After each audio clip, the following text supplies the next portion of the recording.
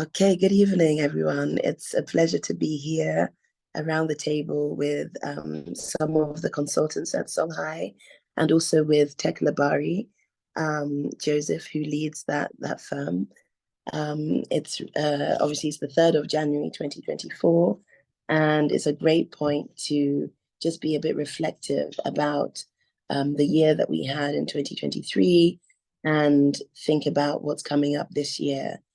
So as a firm in 2023, we continued to push with quite a few due diligence projects, particularly helping clients think about risk and how companies are put together and looking at principles of companies and so forth. There was quite a lot of interest in the francophone markets last year in that regard. And towards the end of last year, we did quite a bit of convening, which was extremely exciting for us. So we held two really interesting roundtables in Accra. One was on the tech space, specifically cryptocurrency, which we co-hosted with TBD, which is a subsidiary of Square, owned by Jack Dorsey. So we had some really insightful conversations around the uptake of crypto on the continent. And then we also had an event to crown the year, which was really with regards to the diaspora community and the creative industries in Ghana. And so, that was really a really good way to just bring together thinkers and doers on the continent and just hear their perspectives. Another highlight for me last year was the fact that we built upon some of the work we've been doing in impact. And so we were able to have, bring together those with whom we've supported and done some work with, one of whom was Gary White of water.org, which is an organization that really prioritizes water equity across the world. And so we had a great conversation around that and the work that they're doing. So it's Gary and Matt Damon, their organization, what they're doing to ensure that there's safe drinking water worldwide. So yeah, those were some of the highlights for us as a firm. But on this conversation, on this call, I'm really looking forward to us talking about some of the macro dynamics. So, from the elections. So last year there were around about 21 countries on the continent that had elections, namely Nigeria, Liberia, Kenya. Kenya had elections the previous year, but last year we still saw that the effects of the elections were really compounded in 2023. We also had elections in DRC and Egypt. This year coming up, we've got Ghana is on our radar very keenly, Senegal's too. We'll also touch on inflationary pressures and currency depreciation. We'll touch on regulatory dynamics, especially from a land perspective. We'll look at climate change very briefly. Initially, you were in Dubai around the time of COP28, so it'll be good to hear some thoughts there. And then we'll round off by looking at the startup ecosystem and just sharing what we've been noticing around that. So to kick us off, Adedayo, obviously in Nigeria we had elections last year. It'd be really good to hear from you, from your vantage point in Lagos, on any policy changes that happen as a result of Tinubu's election, and what are we anticipating in 2024 in Nigeria? Thanks very much, Kissy, and hello everyone. I think in Nigeria, I think the biggest policy since the new government took charge in May in terms of impact will probably be the decision to triple fuel prices. So President Bola Tinubu took charge on May 29, And the same day, he announced that fuel subsidies will be cut. So the result is that fuel prices have now, petrol prices specifically, have now gone up by, it's now triple what it was before the decision was made in May. And what this means is that everybody, all of a sudden, everybody's paying so much more, 3 times more, even more for petrol, households, businesses, and things like that. And apart from that, there's also been the issue of currency depreciation. So when the new president took charge, one of the first things he did was to remove the central bank governor. The new central bank leadership has now been trying to retool foreign exchange management. And, because of that, there's been some currency depreciation as well, roughly about 50% currency depreciation so far since May, since the president took charge in May 29. So you combine these two things, currency depreciation and inflation. Currency depreciation and the rise in petrol prices, and you get this huge rise in inflation rising a lot faster. So right now, inflation last month in November was 28 point something percent. It's pushing 30%. So that's the big deal. That's what's happening in terms of risk impact. I'd say those two have had the biggest impact on households and businesses in Nigeria. And I think that's that's what the government is going to have to try to address going forward this year, 2024. And the government is working on that already. Yeah, for example, sometime last year, the President Tinubu set up this fiscal reform committee that's headed by this person who used to be at PwC, to try to come up with fresh ideas on how to tackle inflation and to reboot fiscal policy, basically. That committee has not yet submitted its report and made recommendations, so it's expected that when it does so, the government would have some fresh ideas to practice. And apart from that, so there's also, as I said, there's a new central bank governor in charge who appears to be still trying to figure things out. For example, at the central bank, some MPC meetings have been missed. I got 2 of them in a row. Yeah, I think that's it. Really, it's really the focus in terms of priorities for the government will be to address this inflation by tackling these 2 issues: the issue of the fuel subsidies and also the currency depreciation matter. So yeah, that's it, Kissy. Okay, thank you so much for that, Adedayo. Thank you. And so inflation has been a big issue across the continent. Marie, could I bring you in at this point in time to talk about the situation in Kenya since elections happened in 2022 and the protests that ensued last year? Where are things at the moment in Kenya?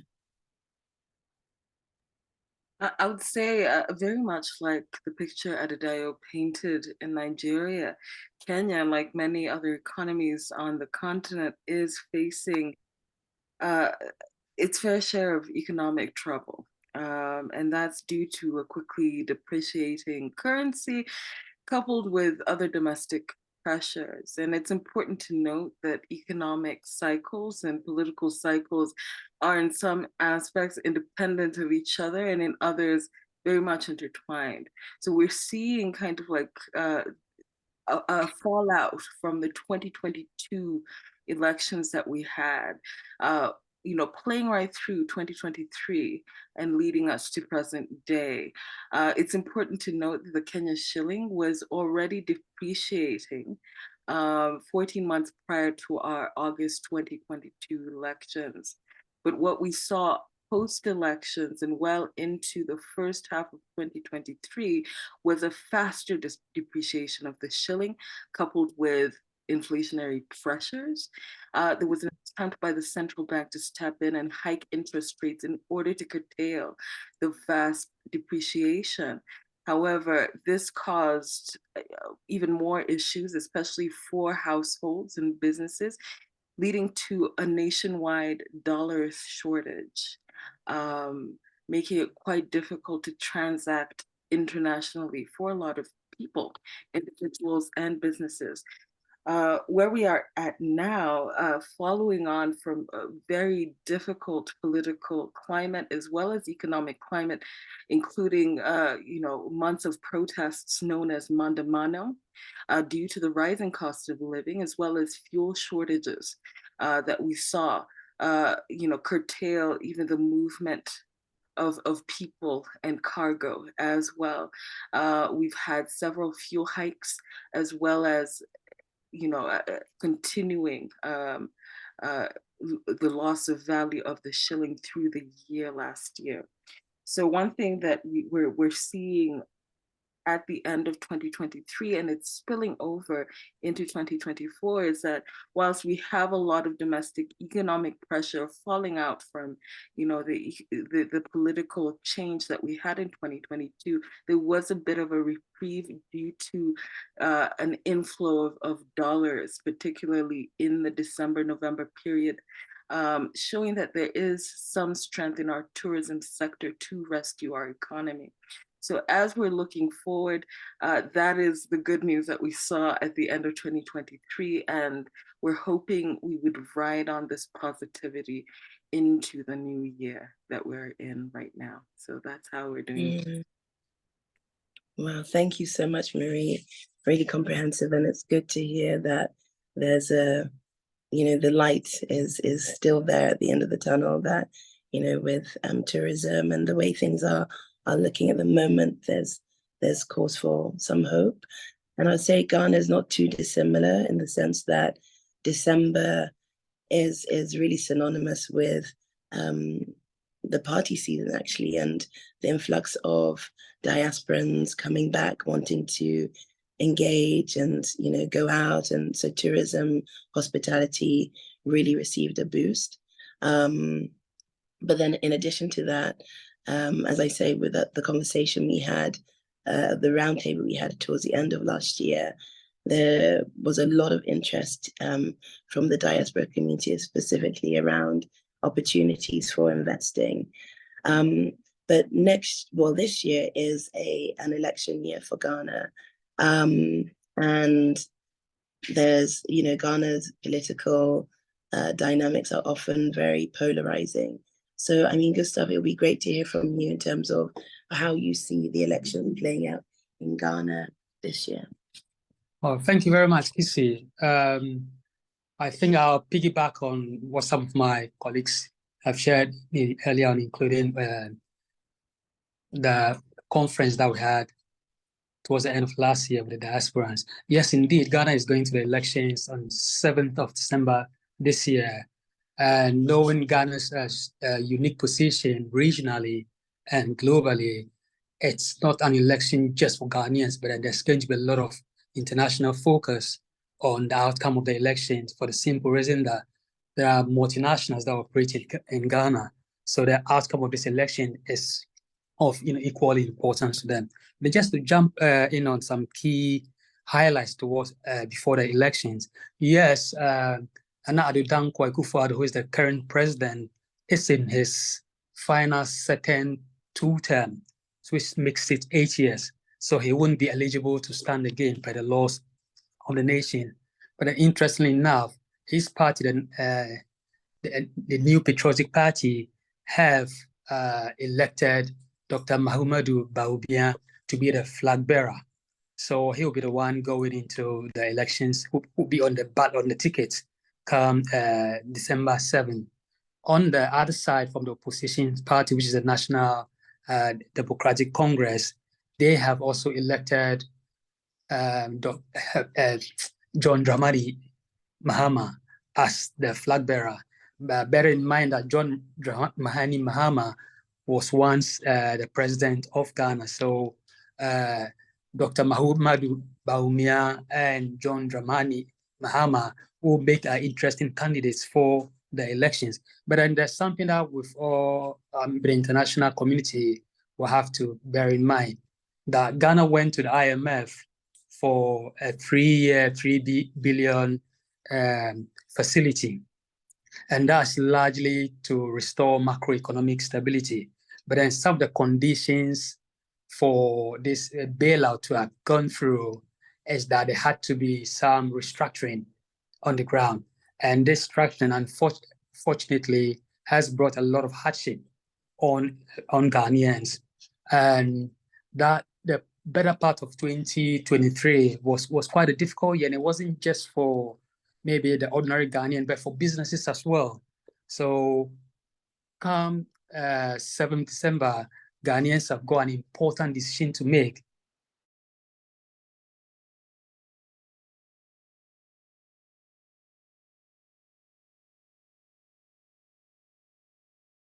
Of 2023, and it's likely to be a spillover into 2024.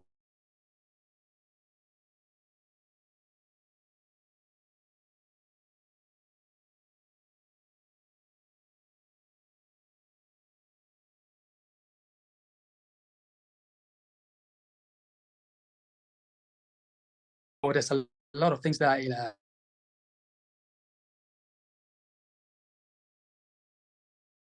the voters will be looking forward to, and for the private policies that will favor them, then they don't have to pass on the huge cost of doing business to the average Ghanaian. And I think this applies to domestic companies and multinationals who operate in Ghana. So I'll press pause here and happy to jump in again.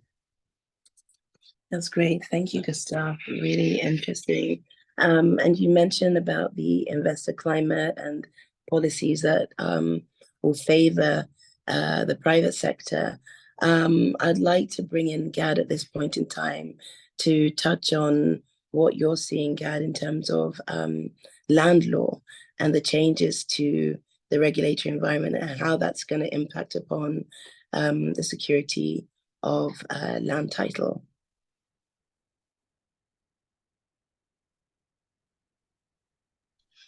Thank you very much, Kissy.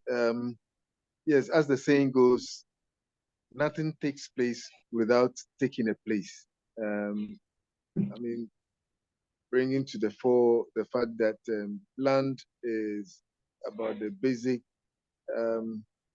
factor in everything. I mean, you need land in every human endeavor. To continue, I think I wouldn't want to flog the issue of the current economic conditions. But one thing that is striking and has to be said is the fact that the options available to our government at the moment the options are limited. There is a need for government to begin to look inward, I mean, in country, source solutions to the current economic challenges, find home solutions, especially given the fact that the international market is a no-go area for us. I mean, if we're going to get money from external sources, we're going to pay very high interest rates for them. And so we need to be looking at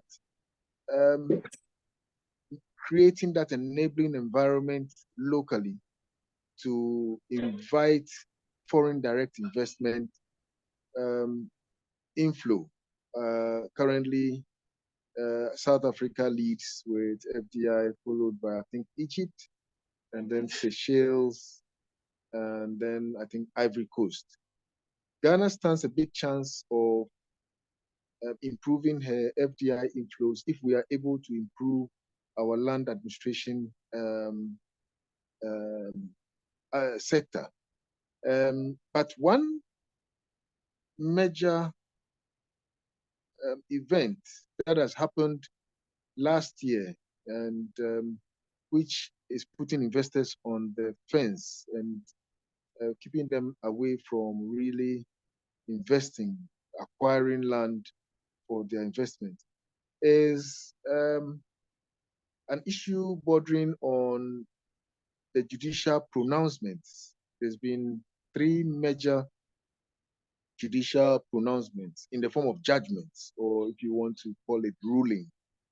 That, and I want to probably recap those cases. The first one is Empire Builders versus Topkins Enterprise Limited, and then Nungwas 2.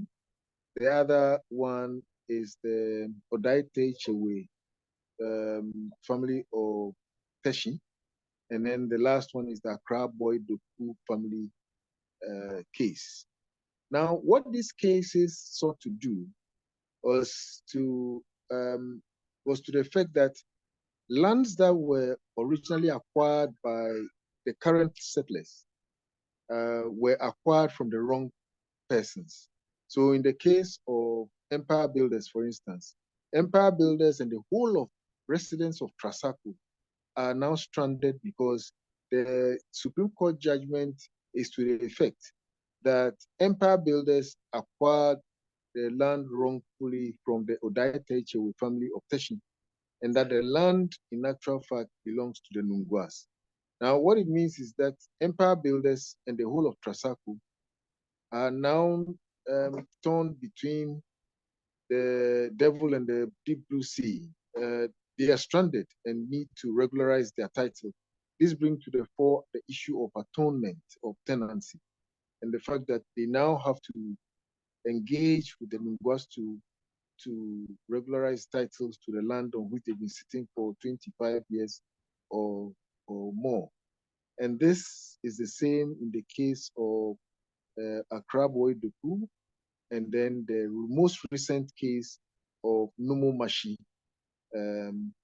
And so going forward into 2024, I think one thing we can do if we are passionate of seeing investments in Africa is to allay the fears and worries of the investor community about the fact that these judicial pronouncements, as in the case of the Nomo Mashi, the Supreme Court, the Chief Justice, Her Ladyship Tokono, declared that these were, the judgments are merely declaratory and that people should not be dispossessed of their lands. This we need to really explain to the investor community. As I was saying the other time, that the problem has been because of the way my colleague lawyers have interpreted the judgment on various media platforms that they have. So tending to put investors in that corner. And you know, most of our investors are risk averse and they will not want to be pumping their money into businesses that are risky. And so this is an area that I think that this year we can do some more publication to allay fears of investors. Thanks, Gad. Thank you so much. I look forward to that because, you know, as you say, land is at the core of everything. You can't really talk about doing business without understanding, you know, the security of land title. And once again, the roundtable we had towards the end of the year, real estate property is a huge area for investors, particularly the diaspora community. So it's important that the messaging is clear.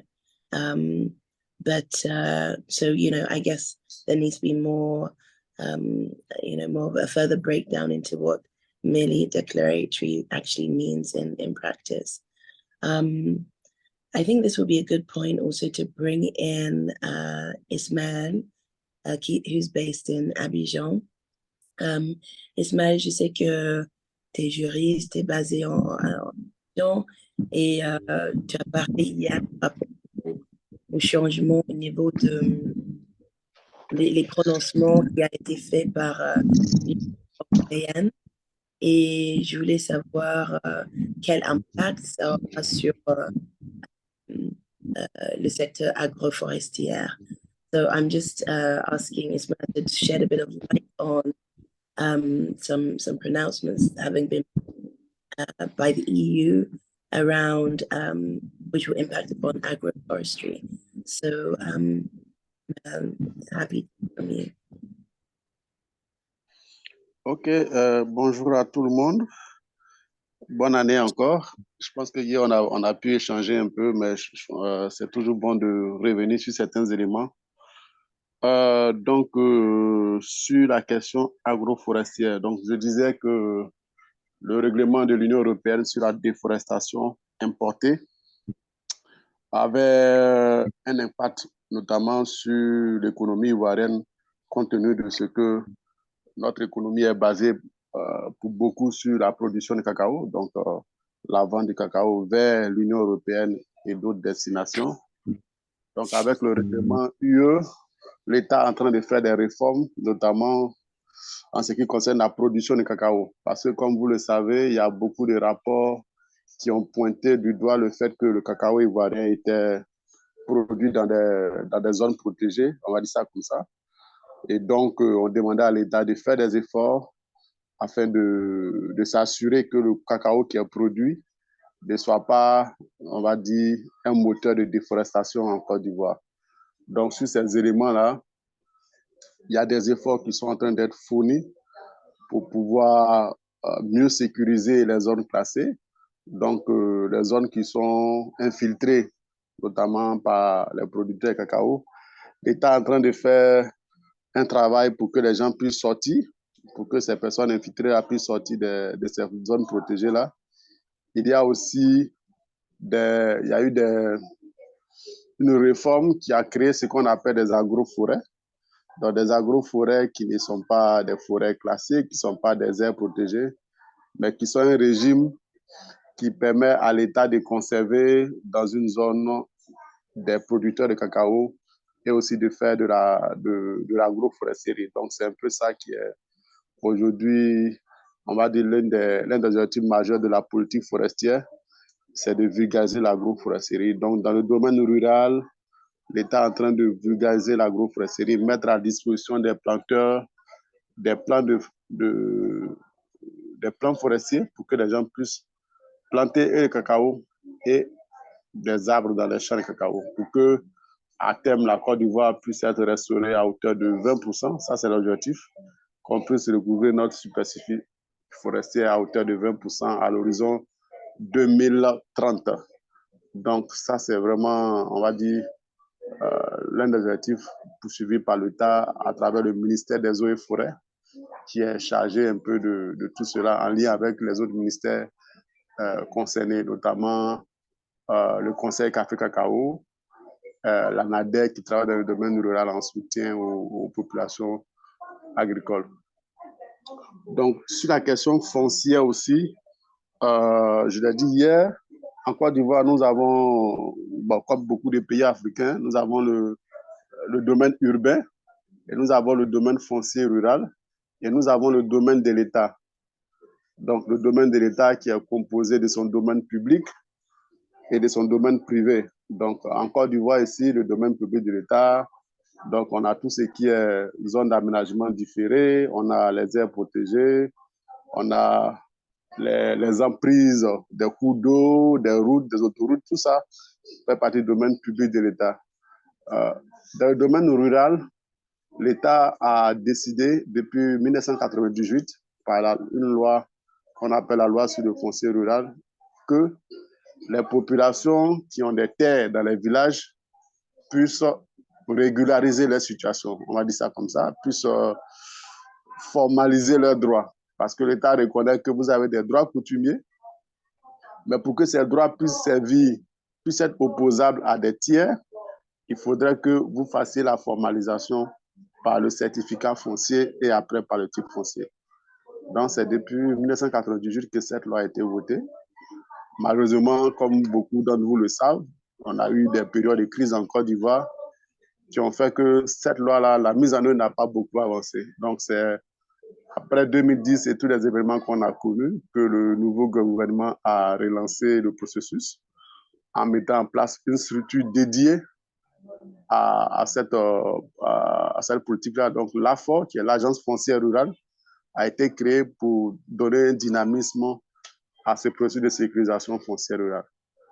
Donc, il y a des projets qui sont en cours, soutenus par des bailleurs, des partenaires techniques, notamment la Banque mondiale, l'Union européenne, la CAPDV, donc beaucoup d'institutions qui accompagnent l'État. Aujourd'hui, d'après les derniers chiffres que nous avons eus en décembre, là, il y a eu les assises sur le foncier rural organisées par une plateforme de la société civile qu'on appelle Alerte Foncier, qui travaille beaucoup dans ce domaine-là. Nous sommes à 2% de terres immatriculées. Donc, vous voyez que c'est vraiment très, très, très minime par rapport aux objectifs. Mais il faut dire qu'il y a beaucoup de problèmes sur le terrain. Les coûts d'abord, les coûts sont assez exorbitants pour les populations. Donc, l'État, à travers certains projets pilotes, est en train de faire des certificats gratuits pour les communautés. Mais pour le moment, c'est seulement dans certaines zones du pays, ce n'est pas encore à l'échelle nationale. Donc, les autres qui n'ont pas la chance d'avoir des projets et qui n'ont pas les moyens forcément de pouvoir aller faire les papiers, donc attendre que l'État puisse, on va dire, généraliser ce processus de gratuité-là et qu'eux aussi puissent avoir les terres. Mais il faut dire aussi que cette question de sécurisation du foncier pose des problèmes. Parce que, comme vous le savez, la Côte d'Ivoire a beaucoup d'immigrés qui travaillent notamment dans le secteur agricole.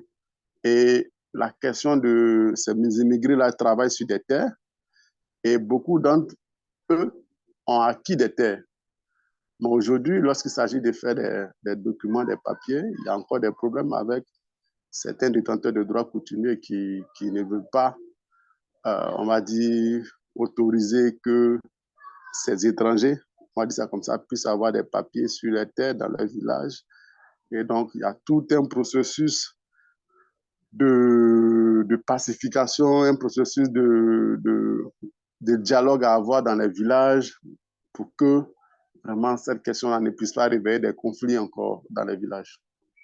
Donc, voilà, c'est vraiment un enjeu majeur et je sais que c'est ça qui fait que c'est un peu lent parce que même quand il y a des projets gratuits, pour que les documents puissent être délivrés, c'est assez compliqué parce qu'il y a toute une enquête à faire, il y a toutes les procédures à faire dans les villages et ce n'est pas toujours facile pour les projets. Et lors des assises, ça a été évoqué parce que vous savez, un projet, c'est sur une durée. Alors que les questions des terres sont des questions éminemment sociologiques qui sont liées à beaucoup de choses. Donc, il faut prendre le temps pour pouvoir discuter, pour pouvoir, on va dire, régler tous les problèmes. Et le projet n'a pas forcément tout ce temps. Donc, il y a tous ces problèmes-là dans les villages qui font que, bon, le processus n'avance pas comme on espère. Donc, on espère que le plaidoyer, c'est que l'État même puisse mettre ses moyens, que l'État de Côte d'Ivoire sorte de la logique des projets et qu'il puisse mettre les moyens à la disposition des structures pour faire la certification.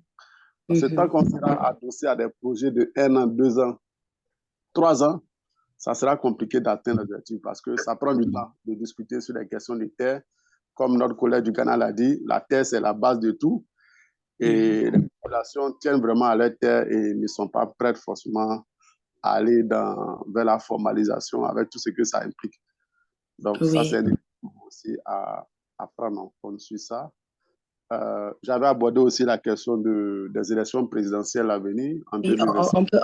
On peut revenir sur ça peut-être si le temps nous permet, mais merci beaucoup.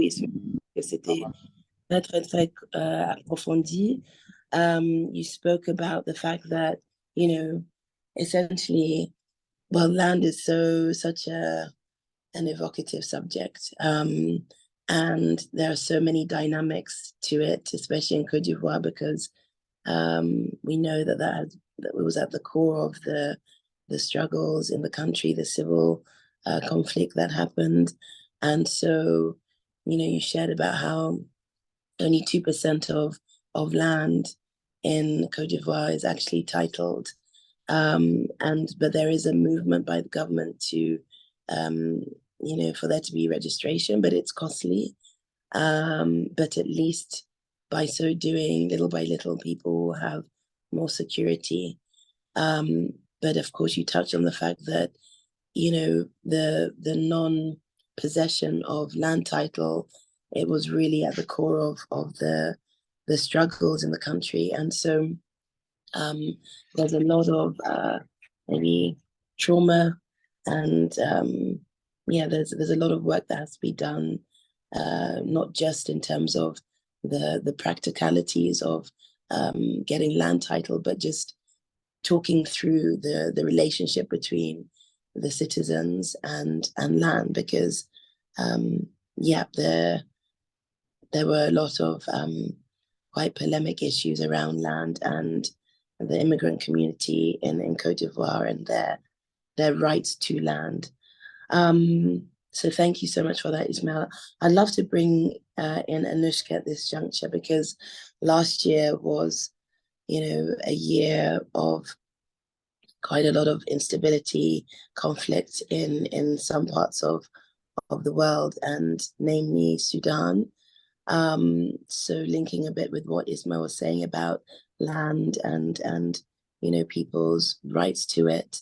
Anushka, would you be able to share your thoughts in terms of where things are at currently in Sudan? Absolutely. Thank you, Kissy.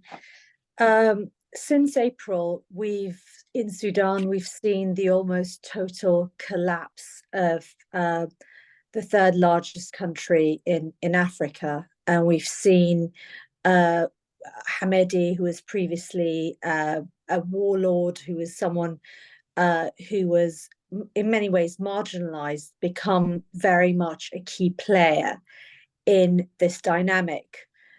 He was ruled out as somebody who would fizzle out. The army would assume supremacy because they had the aerial firepower. But instead, what we've seen is a gradual fragmentation of the country, and through key alliances which have solidified, Hamedi has positioned himself as a key deal maker. He's been on a regional charm offensive. We've seen him in Djibouti trying to position himself as the person to approach, and the main backer is the UAE. And this has entirely shifted the dynamic. What the Sudan, when it started in April, the fear was, and the fear still is that this would have broader regional implications. Thankfully, it has been contained within the boundaries of Sudan. But Sudan is a huge country, and we have already seen Darfur almost entirely within the control of the Hamedi family, Hamedi and his family, assuming control. But it's not just the kind of western part of the country within their control. Khartoum, which you would have assumed would have been part of the army, would assume supremacy. We've seen the rebel forces taking control of key parts of the capital, and we are finding ourselves in an unenviable position, because you've got 7 million internally displaced people. And this is how do you walk back from a conflict with such huge humanitarian implications? That there have to be huge concessions by both men, and both do seem to kind of indicate that they're prepared, but then without the kind of incentives and the pressure to make these concessions, it's difficult to see how the current stalemate and prolonged entrenched conflict is going to resolve itself in the medium term. It's going to be a long-term ongoing conflict. Okay, very sobering, Anushka.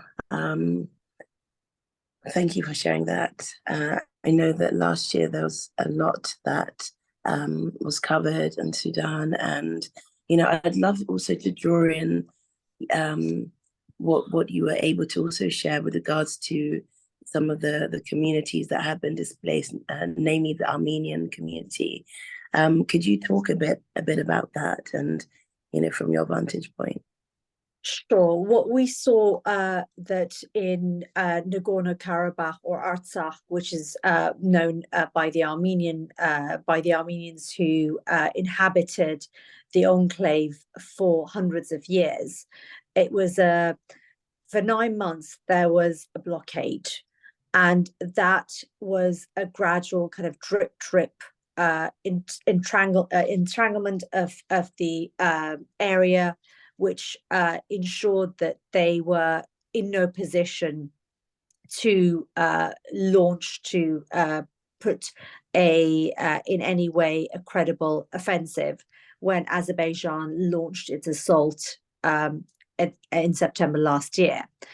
And what we're finding now is, how do you 120,000 people were forced to flee their ancestral homelands, and that created a humanitarian crisis. And the international community, France was very vocal and very supportive of Armenia, but it's a very tricky situation that those who fled their homes find themselves in, because Azerbaijan has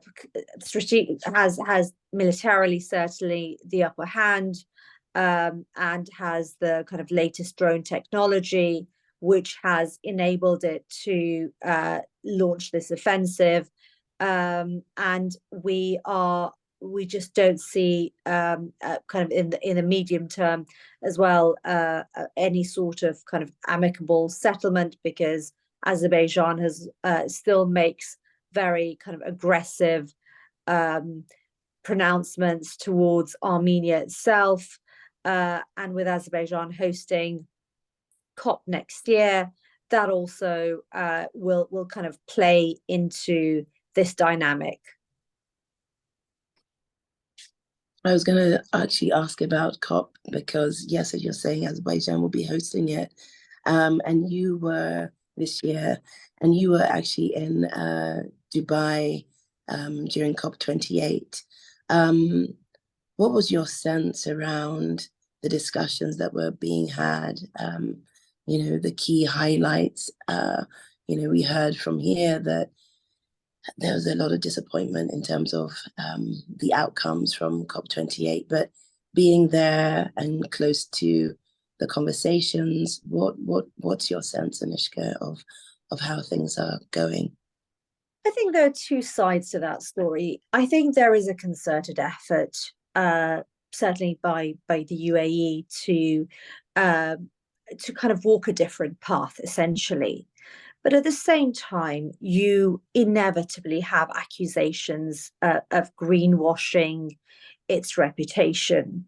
You know, the UAE, Azerbaijan, these are the countries that have built themselves on the back of fossil fuels.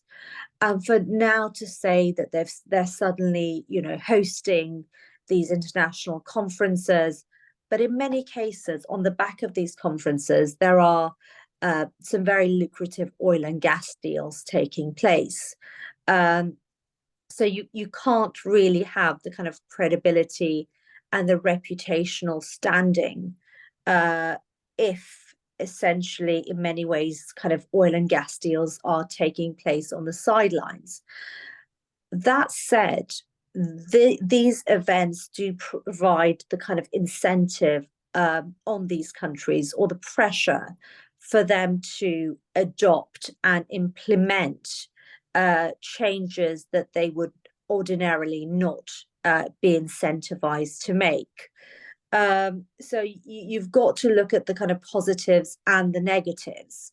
Having the eyes of the international community shine firmly on you makes you kind of forces you to make those kind of not just those concessions, but those kind of structural shifts that will, so I think it can be a positive that countries like the UAE and Azerbaijan are being held to a level of scrutiny. Okay, thank you so much for that, Anushka. And I see the point you're making. I'd love to just switch the focus slightly to the startup community now. We've spoken quite extensively about some of the macro risks that we are observing and that we'll be looking at in the year to come.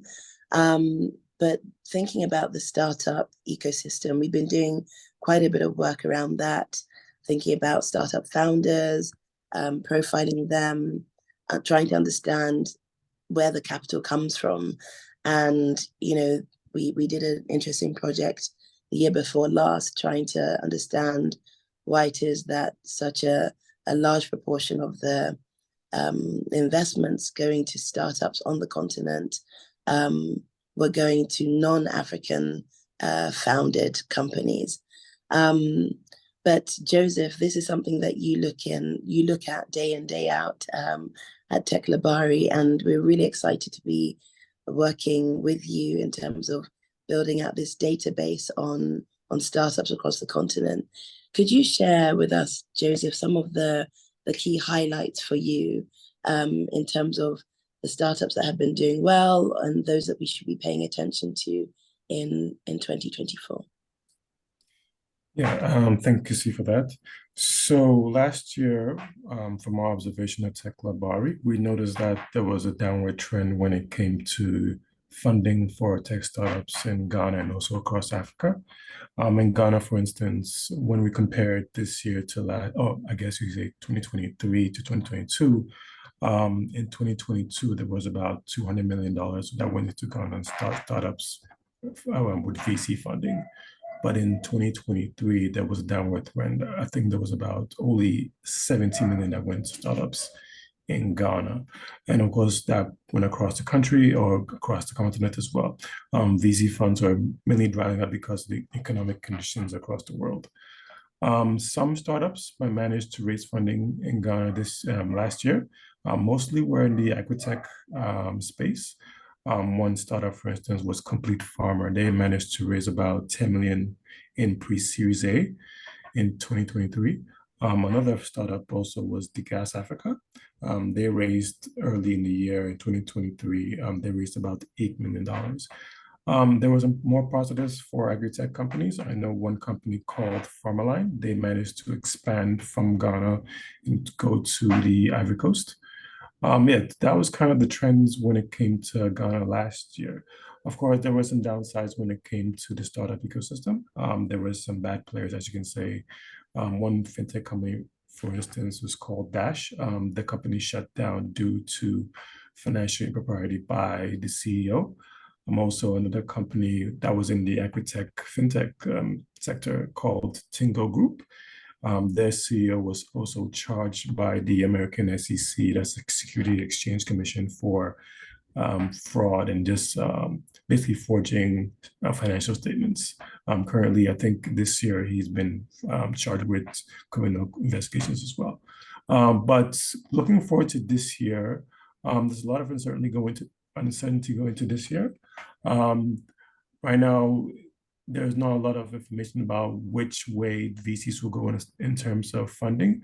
The agri-tech sector still looks like a good way to go in as far as putting in money. Fintech is still strong. I think fintech last year raised the most money across the African continent. So the biggest field or sector in that space.